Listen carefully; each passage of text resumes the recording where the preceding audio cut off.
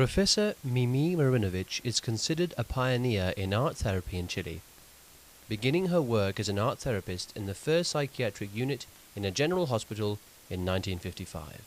She lectured at the Faculty of Medicine in the University of Chile for medical students and the General Psychology Department, while she studied Psychology of the Arts at the Catholic University of Chile. She introduced individual and group art therapy and psychodrama associated with drama, music, and movement therapies. In 1999, she founded the first long-term graduate program of art therapies in her country, specializing in music and art therapy at the Faculty of Arts of the University of Chile. As a researcher in art and artist psychology, she published books, wrote book chapters, and several papers. She is a member of the American Art Therapy Association and vice chair of the International Society for the Psychopathology of Expression and Art Therapy. Mimi, would you briefly tell us about the beginning of your work? Well, Maggie, the starting point on my way to art therapy was my interest in the arts that I had developed from my early years. I studied music, dance, performed children's plays, and studied drawing and painting as an important complement to my school's education. At my 16 years old in 1950, I joined as a student at the Law School of the University of Chile. Meanwhile, I entered both to the School of Fine Arts and the School of the Experimental Theatre of the same university. After some months, I discovered my authentic vocation: to study and to apply the art experience as a means of human knowledge and development, treatment and rehabilitation, especially in mental health and educational areas. I gave up my law studies and took the decision to study art education with the purpose to complement my artistic formation with philosophy, psychology, that had great emphasis in psychoanalysis in that time, sociology, and of course education.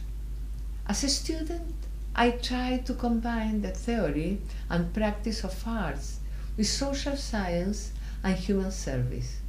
My final dissertation, entitled Some Aesthetic, Psychological and Clinical Aspects of Artistic Expression, approved in 1955, was the product of the first year of a teamwork with patients of the first Chilean liaison psychiatry service in my country. Who or what was the most helpful to you in your early efforts to obtain training and recognition? Well, the most helpful thing at the beginning of my career in arts therapies was the opportunity to work in a medical service based on an anthropological medical approach, which meant a new way of performing medicine. It was the beginning of a new paradigm in the health area, with emphasis in the whole integrity of the patient, the person, including its psychical, somatic, and social, cultural aspects. To work in a multidisciplinary team of health professionals directed by psychiatrists and other medical doctors was crucial to the development of visual art therapy and other art therapies. Doctors supervised my clinical work. From them, I learned the importance of helping others, guided by high ethical principles and the desire to satisfy the needs of society. Who were the authors who influenced your initial training as an art therapist, and how did you develop your work in practice? At the beginning, my work was an attempt to capture the singularity of the pictorial expression of the patients with the purpose of complementing their clinical study and art therapy. My initial studies on arts, aesthetics, education, and psychology were influenced by psychodynamic, Freudian, Jungian, post-Freudian contribution and existential psychology in vogue in those years in the Chilean psychiatric sphere of the 50s. I discovered and read with enthusiasm the first publication of art therapy and studies on art production of mentally ill. I became acquainted with the ideas and experiences of Margaret Naumburg, the projective tests of drawing and color, Edith Kramer, Elinor Ullman, Hanna Kwiatkowska, and other American art therapists. Also Ernst Gries and the ego psychology, Rudolf Arheim's studies on visual perception, Jaspers, Delay, Volmat, Reitman, the pictures of Prinzhorn collection in Heidelberg, plus the clinical cases and studies made known from the 60s onwards in the excellent series of Psychopathology of Expression edited by the pharmaceutical company Sandoz. The opportunity to meet with foreign psychiatrists who visit us strengthened and recognized our inaugural work. Among them was Dr. Ramon Sarro. He visited us after attending the expansion of the Museum of Images of the Unconscious in Rio de Janeiro, housing the psychopathological art collection created by the Brazilian psychiatrist Nis da Silveira. Also visit us the psychiatrist son of Ernst Kretschmer and Dr. John Reed, the first president of the World Federation for Mental Health. At the same time, traveling to USA and Europe kept me up to date on what was published on art therapy. Once I began gaining experience, I developed individual and group art therapy with people of different ages and diagnoses.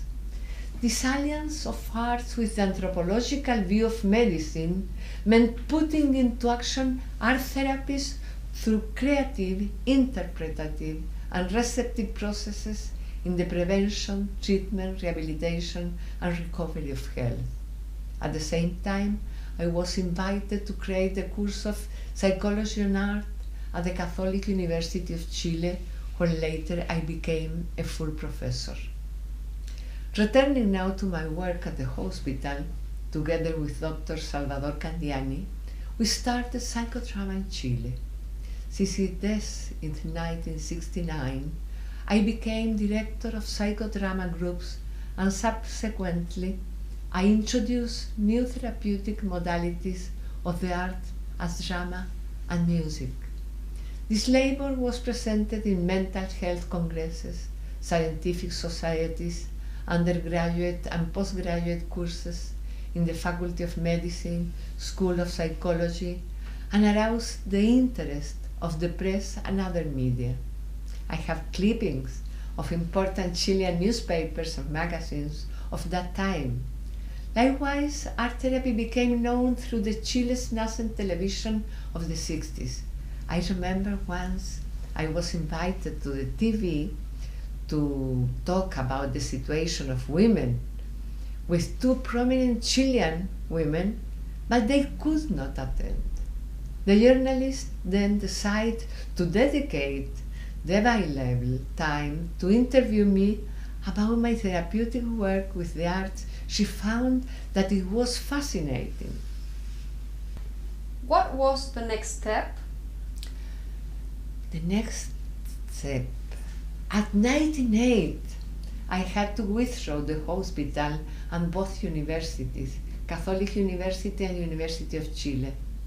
Although I had gotten a license for private practice as an art therapist, I preferred to strive to resume my academic life, to join international organizations, and to promote art therapies in my country. At the 80s, there were some art therapy psychiatric rehabilitation activities run by occupational therapists, an American art therapist, and some art teachers and psychologists. I designed a strategy for the development of art therapies in a setting of professional discipline and acknowledgement that took into account the experience gained and what was happening in other countries. My aim was to create a high-level graduate art therapy education and training program with the support of the Faculty of Medicine. With that goal, I achieved acknowledgement as a professional member of the American Art Therapy Association, and shortly afterwards, I became part of the International Society for the Psychopathology of Expression and Art Therapy, known as SIPE, an international networking group of art therapists. 3 persons were crucial for the mentioned purpose: Dr. Robert Volman,